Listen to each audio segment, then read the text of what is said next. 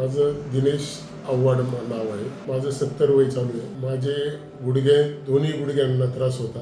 मला अक्षरशः चालता पण येत नव्हतं. इथे डॉक्टर सूर्यवंशीकडे आणि विश्वगोविंद आयुर्वेदिक सेंटरला आलो त्यावेळेस मी अक्षरशः लंगडत आलो होतो. मला जिना तर अजिबातच चढता येत नव्हता. एक एक पायरी मी उतरायचो आणि सरळ सुद्धा चालता येत नव्हतं आणि मोटारसायकलवरती बाईकवरती पाय मला टाकता येत नव्हता.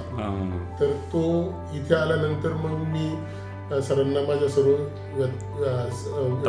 त्रास सांगितले. यापूर्वी पण मी भरपूर ट्रीटमेंट घेतल्या होत्या.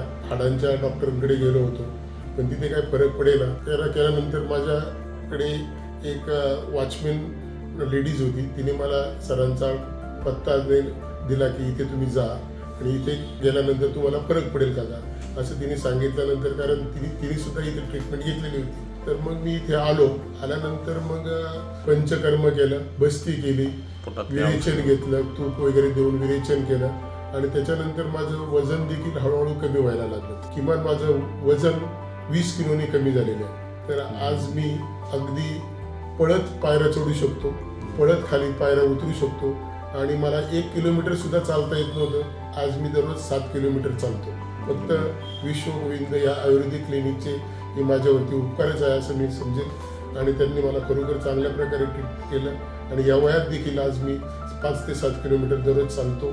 हे फक्त विश्वगोविंद या क्लिनिकमुळे चालतो.